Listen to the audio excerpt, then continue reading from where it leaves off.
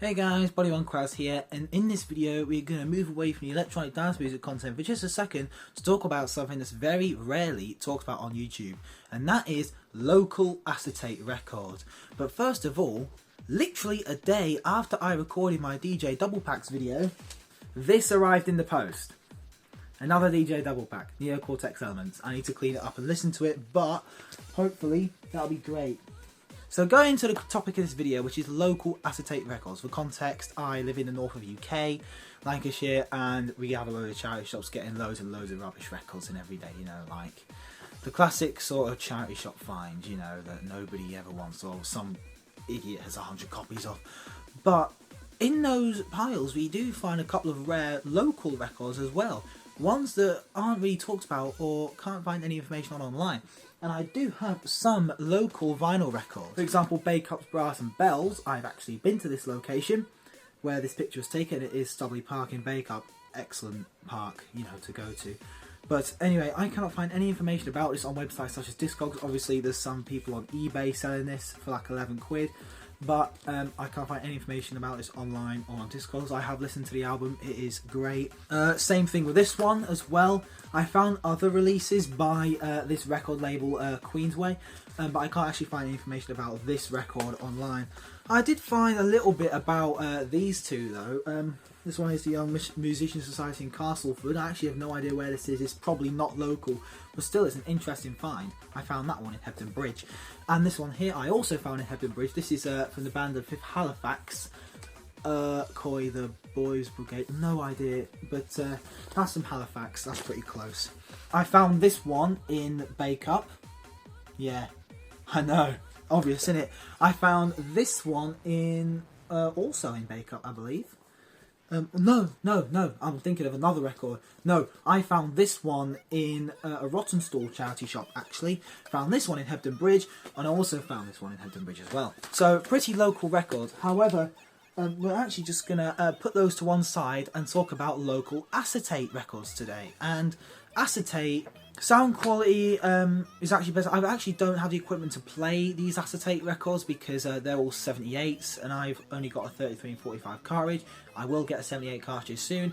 But looking up acetate records online, they seem to have a better playback quality. However, wear very much more. They wear more than records. So records can survive hundreds and hundreds of plays, while these acetate records can only survive tens of plays. Before we move on to the acetate records, I do have another sort of local 78 here.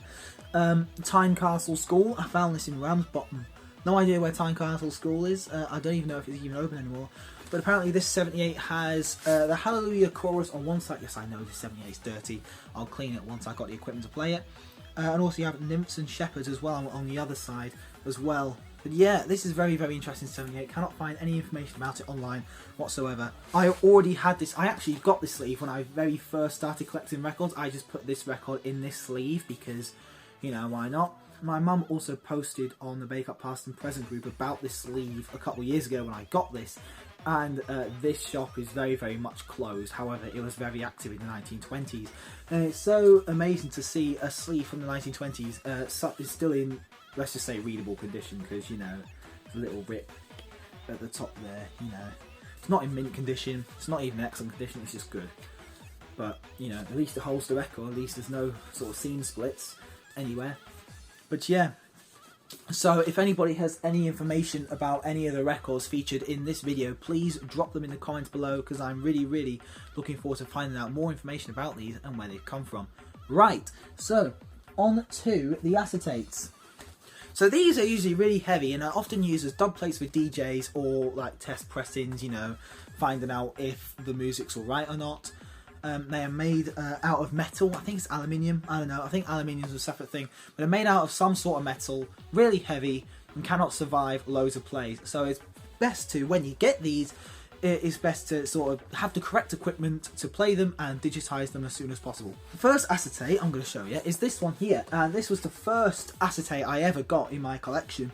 And I got this from Ramsbottom, the same place where I got that 78 from, that shellac one that I showed, the Tynecastle School one. I got that in the same place. As you can see, it is very clearly worn out out of shape. You can see like all the weird sort of vinyl areas sort of creeping up above it, and you can see where a bit has fallen off. Actually, this record is in the exact same condition as I got it, so I've not damaged this record further. It was literally like this when I got it, and I only got it because it's just an interesting find, you know.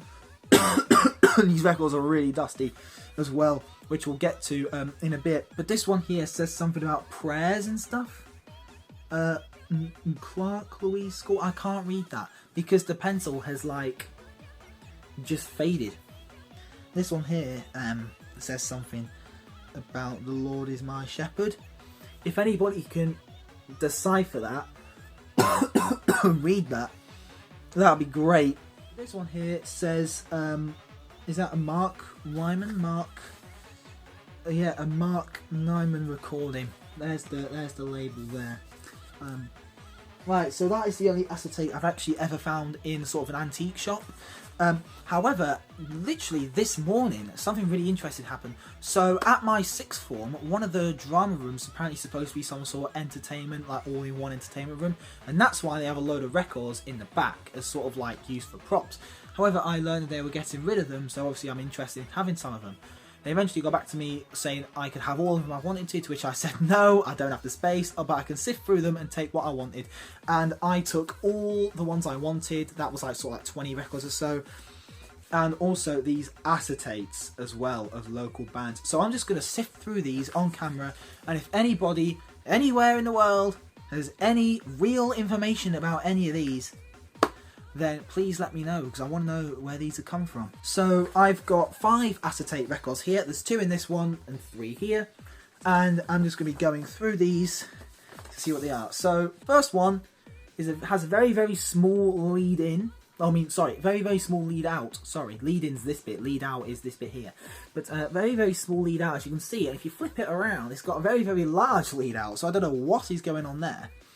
I'll let the camera focus on the labels for a second, but this one says here Glad Hearts and something else. And this one here says Gossip Joan, blah, blah, blah, blah, blah. I have absolutely no clue what is on here, and I don't have the equipment to play these. But hopefully, sometime in my life, I will get the equipment. I will be keeping these for now. And when I do get the equipment to play them, I will rip them. Not literally rip them as in like tear them apart.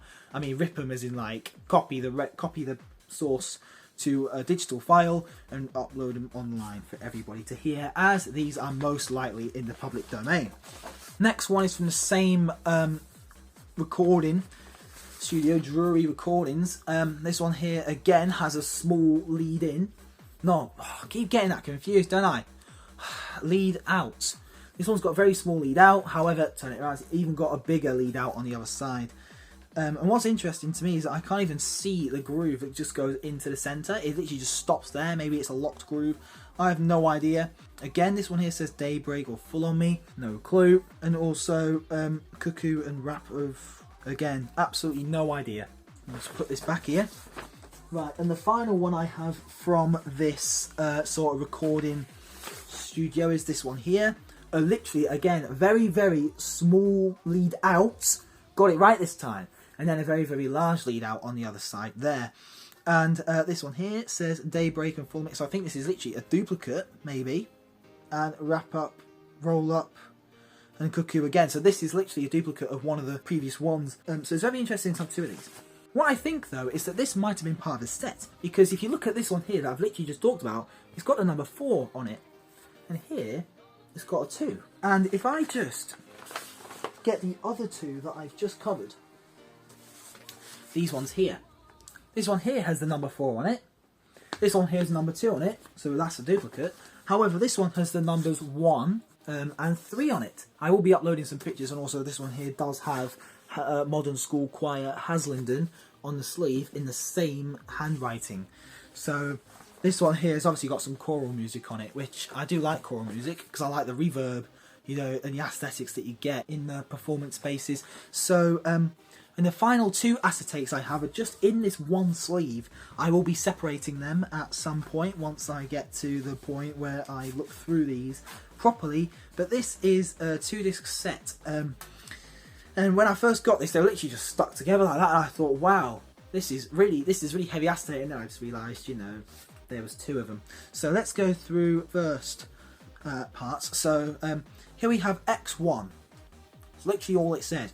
And then X2 has Sec Mod School Band, and after doing some digging I found out that this stood for Haslingden Secondary Modern School Band, and this one here is in absolutely horrible condition. Like, some of the grooves there are just like demolished, not too demolished, but like little snippets are demolished, and hopefully I'll be able to recover them once I get the equipment. And this is the other parts of the set. It says second cut part 3, so another cut might have been unsuccessful. This one here says first cut X4. Yeah, Haslingden County Modern School Band, which is written there. For this, and also what I do find interesting about this one is that it's actually, whoever had this did it inside out. So here we have Pickering and Sons Limited, and the address on the bottom reads 77 Darwin Street, Blackburn, which I've also been to. Great place. But yeah, that is all the local acetates I have. I will be uploading high quality pictures of said acetate, and also the 78 that I mentioned earlier. The link for that will be in the description, so hopefully if anybody here knows anything about these, just click on that link in the description. It'll take you to those high def pictures. You can just sift through them and see if you know anything about the records. That would be absolutely great if I can find out what these actually are before I play them, just so I know what I expect. And also it would be great to just have some sort of history behind them. But anyway, yeah, it's crazy that I found these in my sixth forms drama room. Amazing. So thank you so much for watching this video. Remember, those high def pics will be in the description, and I'll see you all for the next video. Goodbye.